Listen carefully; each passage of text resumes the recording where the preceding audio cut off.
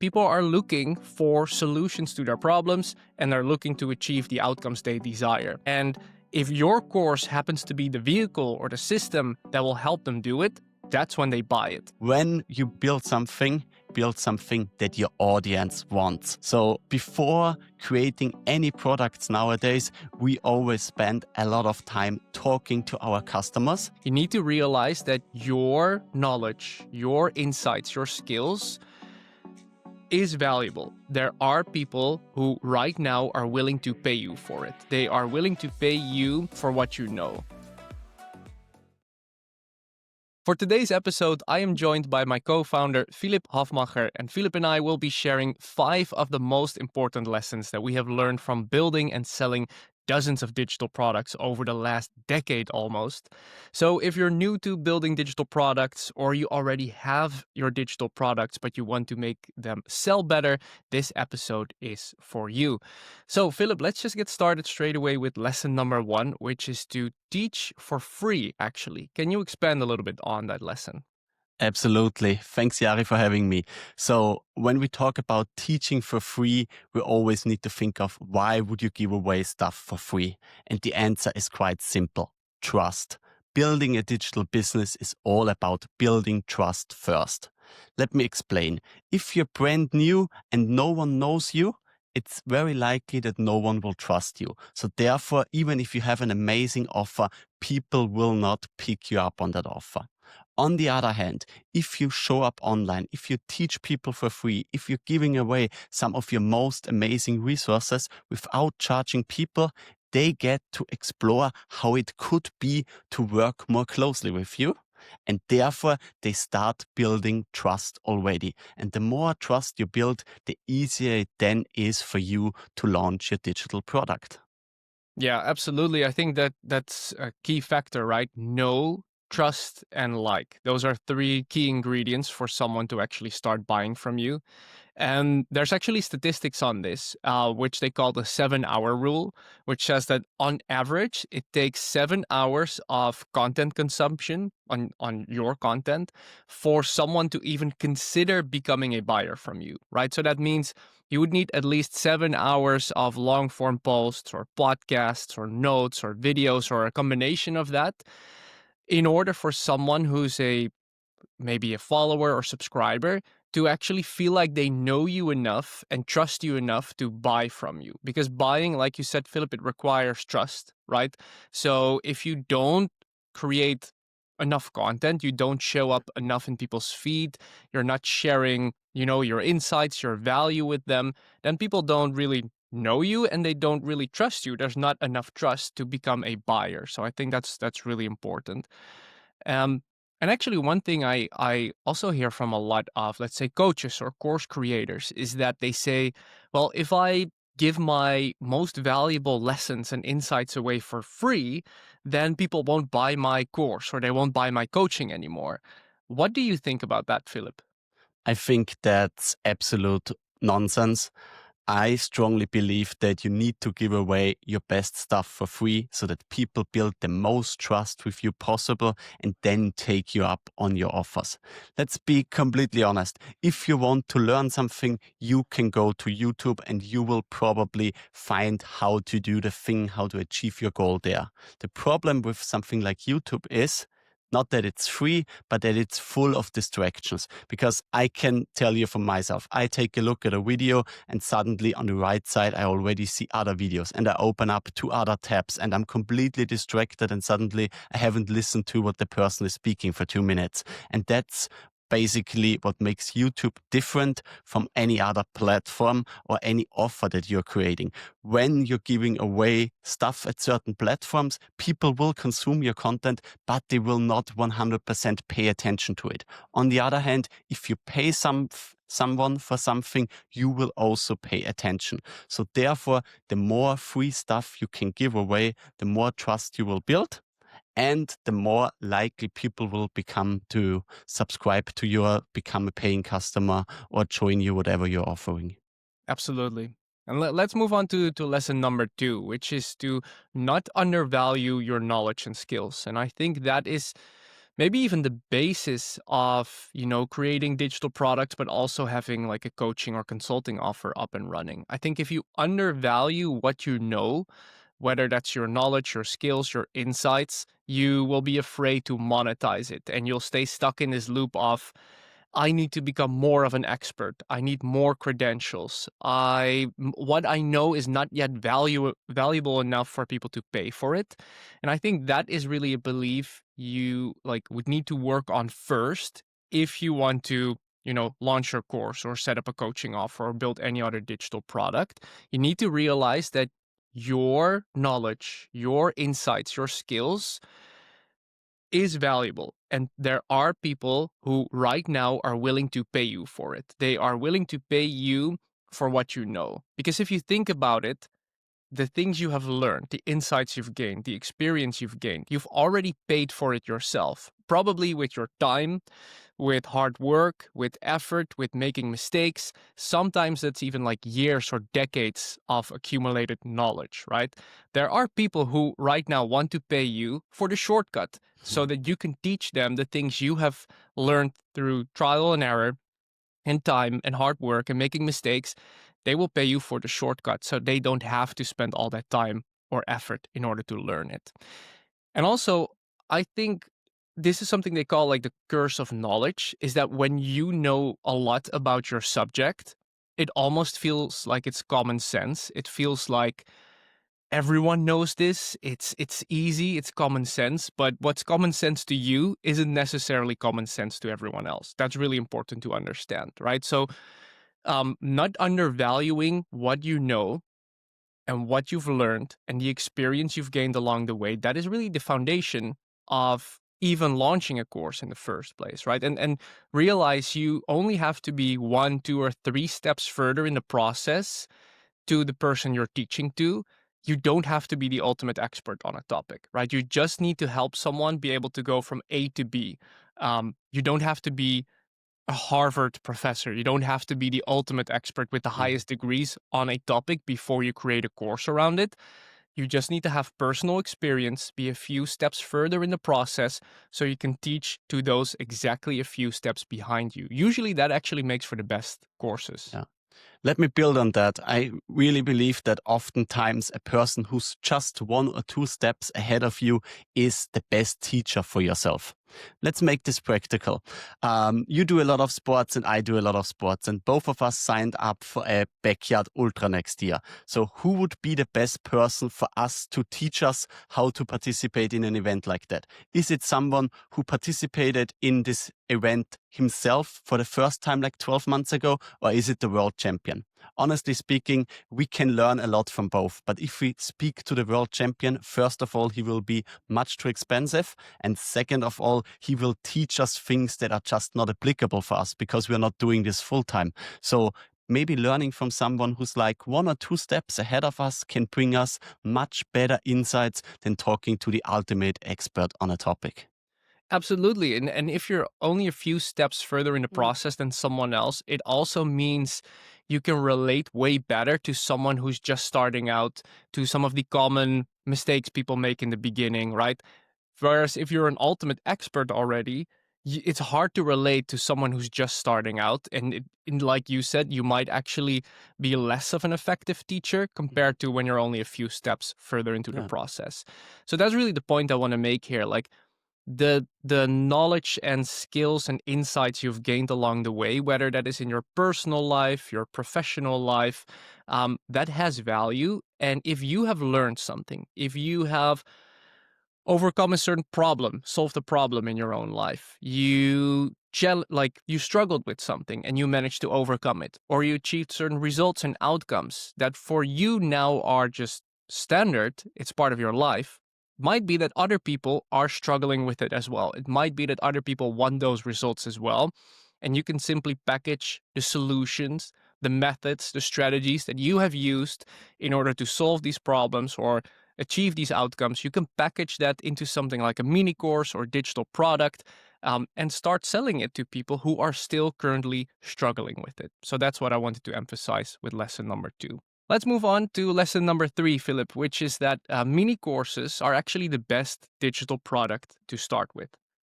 The reason why is, and I mean, I'm a little bit biased because my previous business, Peak Productivity, was built almost entirely on mini courses. And that's because I didn't start with a mini course. I started with this big, ultimate 15-hour productivity course where I wanted to teach everything about productivity. And I spent months building that course. I thought it was going to be like a winning course, a winning product. But when I launched it after months of creating it, it didn't perform as well as I hoped it would do. I was pretty disappointed, especially because I spent months of hard work on it. And then I realized like a lot of people are, already busy. They have a lot of to-dos on their to-do list. They don't necessarily have a lot of time to go through a 15-hour, 20-hour course. And they already know, like, yeah, I can buy this, but what are the odds of me actually finishing it, right? I'm like not even going to start it if it's too much information. And that's a bit of a paradox because a lot of us read online. You need to throw as much in there in your product or course as possible to make it as valuable as possible. More videos, more modules, that's more valuable, and you're going to make up more sales. That's not true, right? If someone is specifically struggling with procrastination, they don't need like any of the other productivity advice. They just need that module on how to overcome procrastination, which is just a 1 hour module, for example. Um, so I realized, like with my flagship productivity course, that it didn't perform as well as I wanted to. What if I actually take some of these modules, turn them into a bunch of mini courses that each tackle a very specific productivity problem, right? So let's take procrastination, for example. Um, I I turned that module into a mini course called Procrastination Antidote. It was just a 1.5 hour mini course, and it sold far better, far, far better than my flagship productivity course. And that's actually because it tackled a very clear pain point that a lot of people in my audience had, which was procrastination. Because it was a shorter course, people had the confidence that they would actually follow it. So they were like, I can follow this in an afternoon and hopefully get rid of procrastination in like an afternoon or just a few days. So they had more confidence in it, which made them more likely to actually buy it. And that's when I realized, like, wait, these mini courses might be way better than any other digital product out there right now. So I kind of went all in on them because a mini course, it's fast to create, right? You only need 1 or 2 hours of video lessons max. So that's something you can record in a week or 2 weeks. They're pretty easy to sell because your customer knows exactly this is the pain point it solves, the problem it solves, or this is the exact skill I'm going to learn, the exact transformation I'll get from it. They are priced more impulsively. So it's usually anywhere between $37 to like $100. So it's pretty much a no-brainer impulsive purchase. It actually helps someone get results because we see that the completion rate of courses with 15 hours of video lessons, the completion rate is usually below 10%. But with a mini course, the completion rate is above 50%, which means that people actually follow it.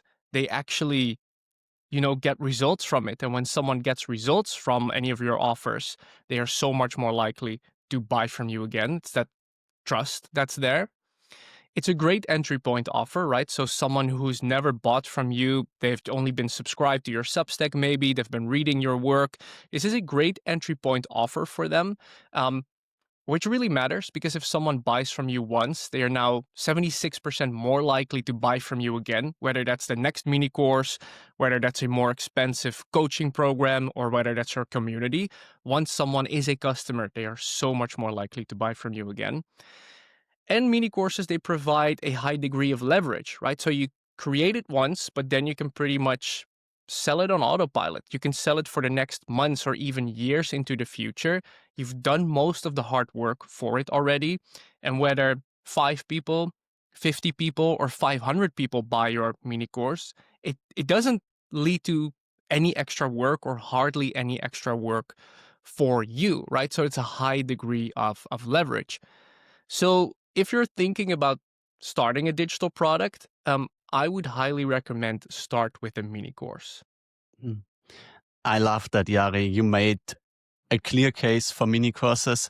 And if I look at this very objectively, it's completely clear to me that whenever you want your clients to achieve something, to have some kind of transformation, to get rid of something or to get something, a mini course makes sense because it's action oriented. This basically means the only case where you should really create an extensive, super, super long course is when your target audience doesn't want to achieve one thing, but want to learn as much as possible about one topic. So, for example, if your client's goal is to become a bestseller on Substack, they need to learn a lot of different things like we are doing with Substack system. On the other hand, if their goal is to get started on the platform as quickly as possible, then this is a perfect case for a mini course, right? Absolutely. Yeah, absolutely. And that's also why I think with our programs, let's take Substack System as an example. What we have specifically done there is we've added 3 months of group coaching component to it and 3 months of community access. So the course content itself, like that's usually like a few hours. It's not 15 hours, right? It's not an overwhelming amount. It is something you can follow in usually like, I would say slightly longer than a weekend. But we've always added that group coaching component because we want people to actually have that accountability and be able to ask us like personal questions and get personalized support. So that's how we design our bigger programs.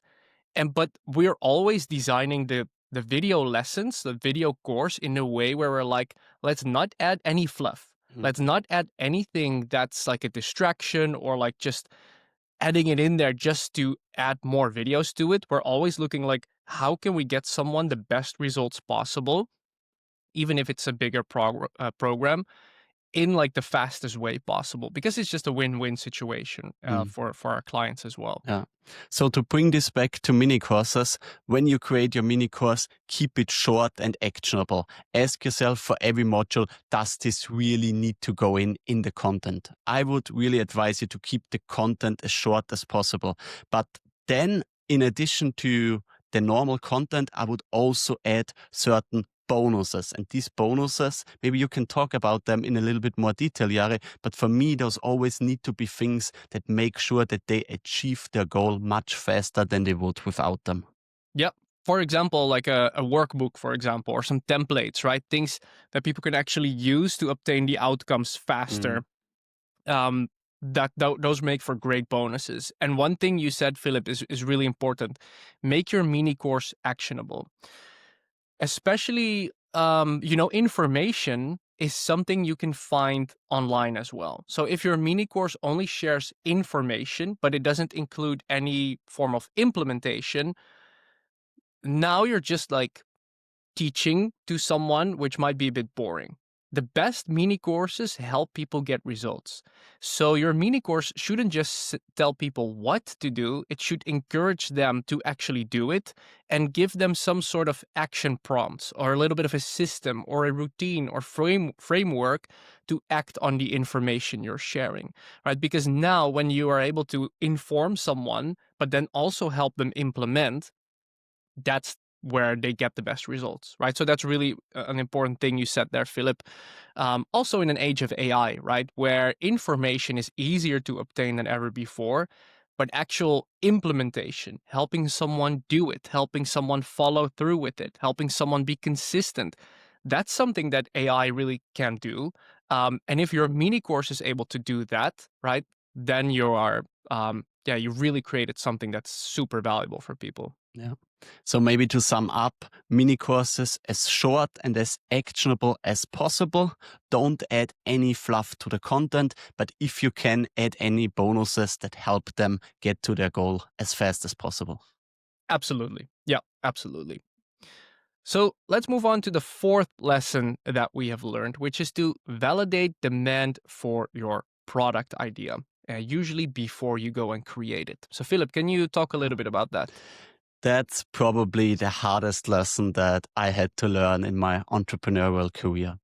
I'm an idea person, so have I don't struggle coming up with new ideas. I don't struggle taking a look at what other people are doing and thinking how could we implement them for our business.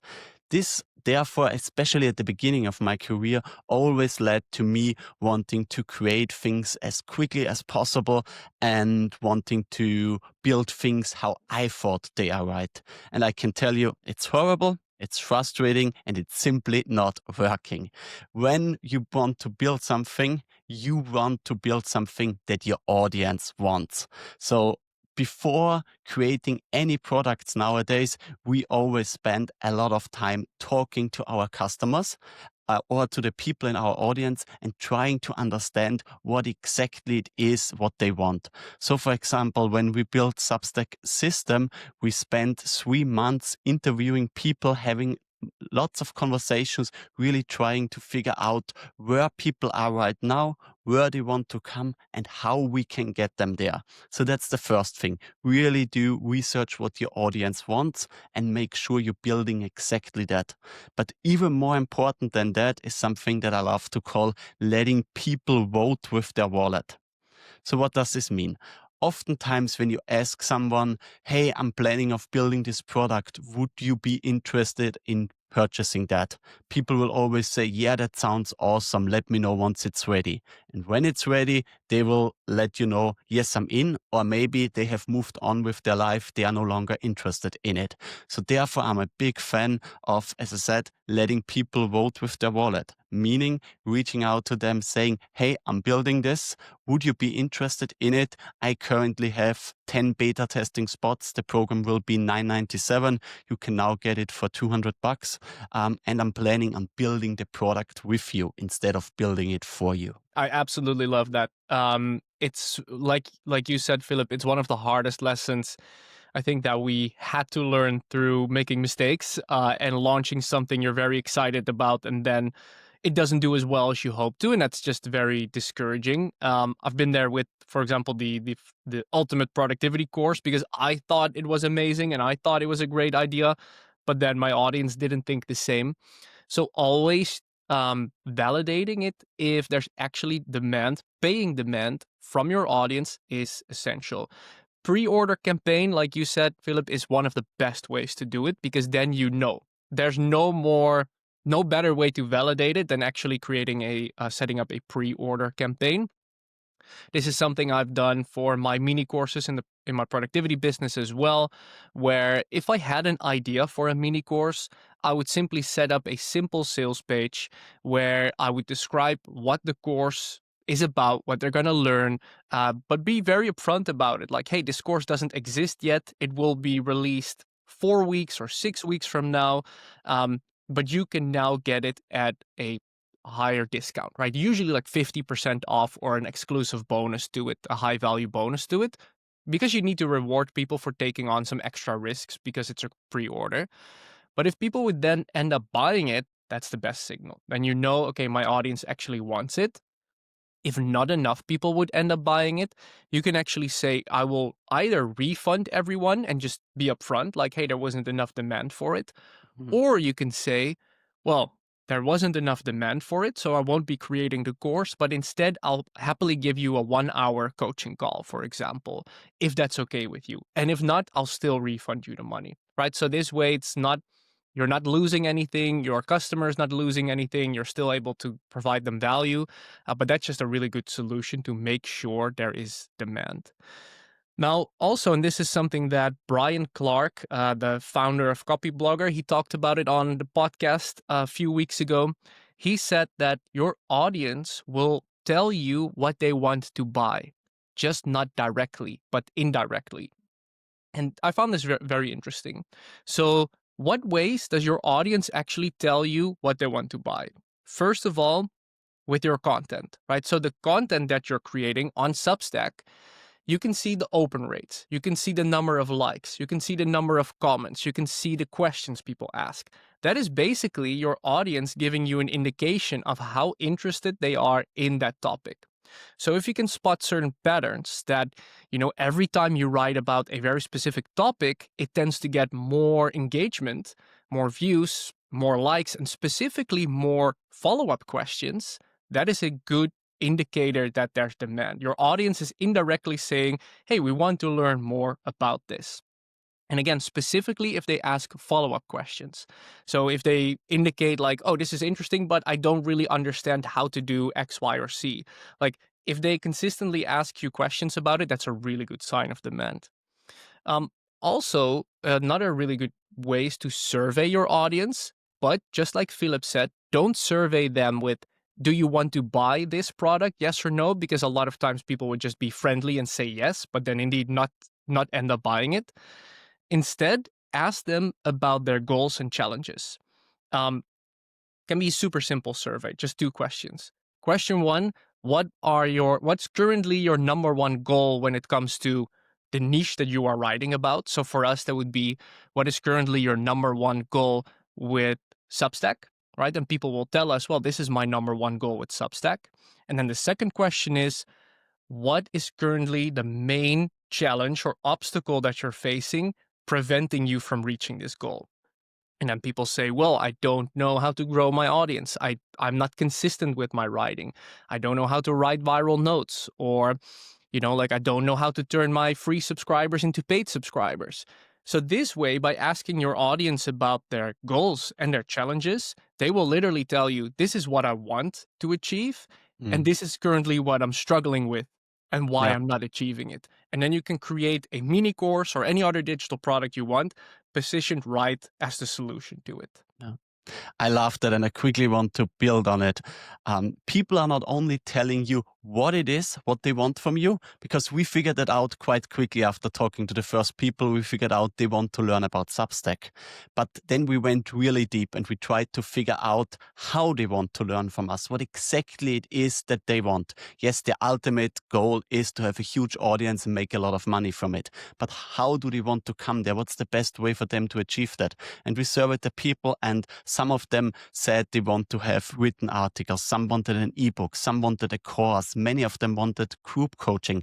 But when we dived in really deep, what they really wanted was a proven system that takes them from step A to step Z, basically throughout the entire journey. They were not really caring about videos. They were not caring about templates.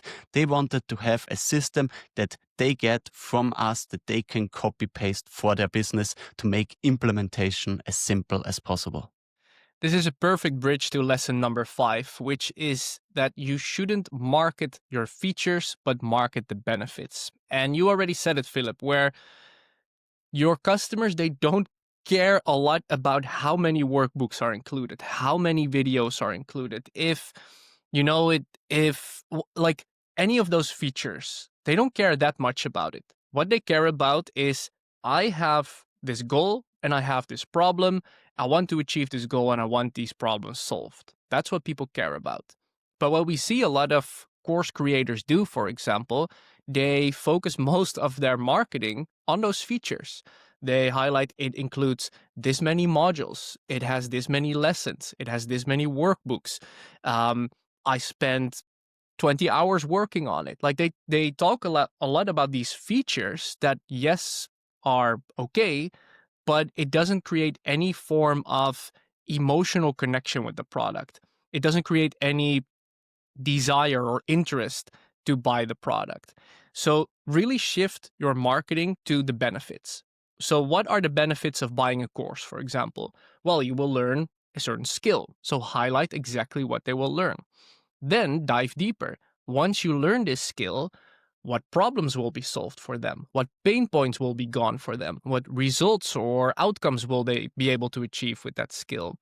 What goals will they be able to achieve once they have learned that skill, right? So that's really what you need to focus on in your marketing, which means on your sales page, in your promotional emails, because ultimately people are looking for solutions to their problems and they're looking to achieve the outcomes they desire. And if your course happens to be the vehicle or the system that will help them do it, that's when they buy it. And yes, you can definitely mention how many modules are included, how many workbooks, and how many lessons, but just make it a small part of your sales page, not lead with it. Always lead with these emotional benefits, the transformation that your product facilitates, because that is why people buy. Yeah, I love it. For me, the best way to communicate those emotions is through stories. So whenever you create an offer, make sure you have a story to tell. So I remember when the two of us and Sinem launched Substack System, we were going all in on talking about our own journey of how we joined the platform, what we've been struggling with, and how we finally figured out a way to sustainable growth, turned that into a system, and now making this system relatable for everyone else. And if we would not have spoken as much as we did about how we struggled in the beginning, it would not have been relatable for the people. So just by adding in those emotions, you can really focus on letting them understand the benefits of your offer, and then you can leverage the features of your product to make them believe that this is possible for them as well. Absolutely. So let's quickly sum up these 5 lessons that we've learned from building and selling dozens of digital products. The first lesson is to teach for free in order to create this trust with your audience and to make sure people actually know who you are, because that's when they will commit to buying any of your products. Second lesson is don't undervalue your knowledge and skills, right? What you know, your insights, your experience has value. People are willing to pay you for it because you've probably spent a lot of time and hard work and effort obtaining it.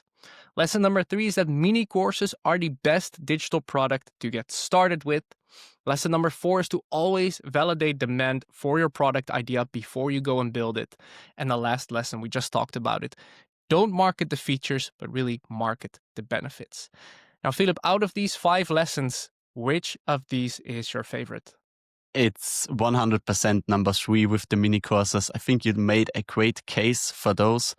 Um, because it doesn't need to be complicated to build an online business, especially not to start it. Keep it simple, start with a mini course, pick one problem, provide the people transformation for that. And if you do that correctly, you have happy customers that are then very likely to build another course, to buy another course from you, to do one-on-one coaching with you or anything else. So really start simple and keep growing from there.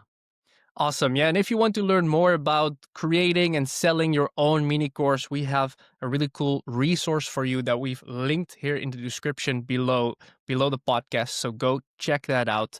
Having said that, Philip, thank you so much for joining me on this episode. Thanks, Yari, for doing this. Yeah, probably one of the people that can say I listen to every single podcast episode that you're doing. And yeah, keep up the good work. Thanks for having me today.